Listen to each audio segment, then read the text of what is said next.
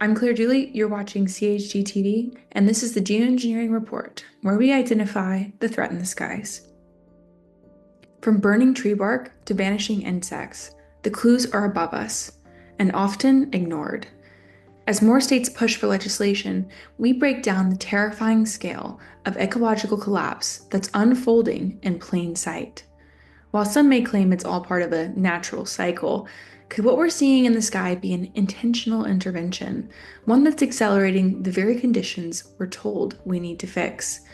Our expert Dane explains why what you're seeing in the sky is not just jet exhaust, but deliberate and even dangerous aerosol dispersions. Dane, how many states are currently attempting legislation to block geoengineering efforts?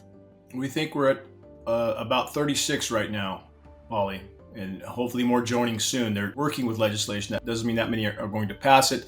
Florida has, Tennessee has, but there are that many states with wheels in motion.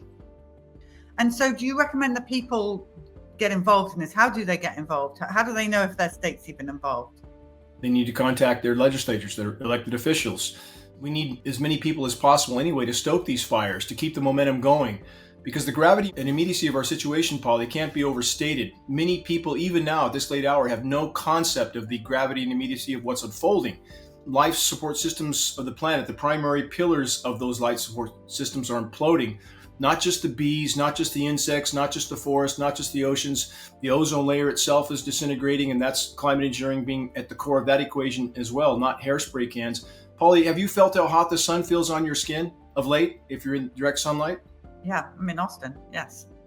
So again, we're seeing cactus die in the deserts now. We're seeing the bark burn off of trees, insect populations down 80 to 90%, plankton imploding, and we're watching political theater.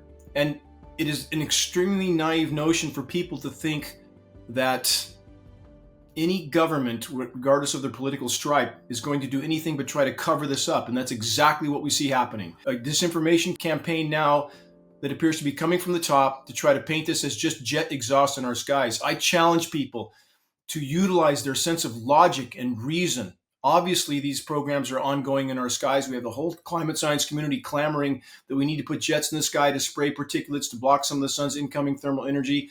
That's exactly what we see, skies that, they look like something from a science fiction movie, Polly. And we have people still pretending this is jet exhaust covering the entire horizon.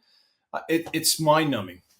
Dane, we're getting photographs from viewers watching this show from around the world showing us these horrific pictures. My question to you is this: why would the government want to cover it up? Because they're spraying the government too. They're spraying us all. Why? In their eyes, they have to cover this up, Polly, because they don't want the herd to panic. They don't want the population to realize the party's over. This paradigm's done. We've decimated the planet's primary life support systems, and their goal is to keep the herd from panicking, to feed normalcy bias until the last possible moment while they're maneuvering their chess pieces, and they indeed are. We know they're stocking up underground bunkers. We know that because we spoke to one of the primary long-term food storage manufacturers, and they were offline, no retail sales, because they told us they were stocking up military bunkers. So again, for those very few that think they're going to ride this out underground, good luck with that. When you decimate the planet's primary life support systems, again, the equilibrium period can be 10, 20, 30 million years. They're not going to stay underground like a mole that long. I don't know why it's not absolutely patently obvious that we are about to hit the wall at full velocity, and people pretending that some new economic policy or sanctions or trade war scenarios are going to somehow save us from a completely dysfunctional environment. But again, for those in power, Polly, this weapon is their crown jewel weapon because they can and are controlling populations, waging war in populations, in fact, covert war without those populations ever even knowing they're under assault, miring populations in misery, whether from Hurricane Helene's in the Carolinas or all the other events that we see occurring. The planet is right now under so many forms of climate cataclysm that Americans are generally unaware of, that very soon, Polly, no one will be able to help anyone else. It's that bad all over the world. And what are the bunkers for? For the elite to go to? Why would bums, deep underground military bases. When when you have no functional ozone layer and you have the planet being bombarded with incredibly intense UV radiation, which is already happening. Again, new articles out from Fox News about the saguaro cactus is dying all through Arizona. They can't take the UV, they can't take the heat, they can't take the lack of rain. The rain that does fall is toxic.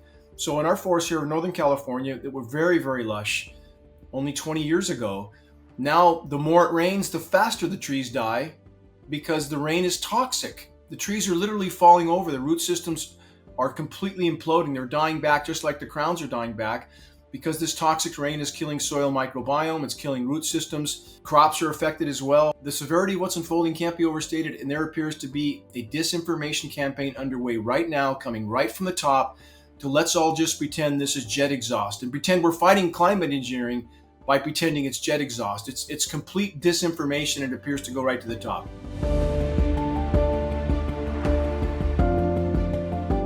We love hearing from our viewers at CHGTV, so please reach out to us with any questions, any comments, or if there's anybody in this field that you would like to hear more from, please let us know, plug some experts and we'll try to get them on.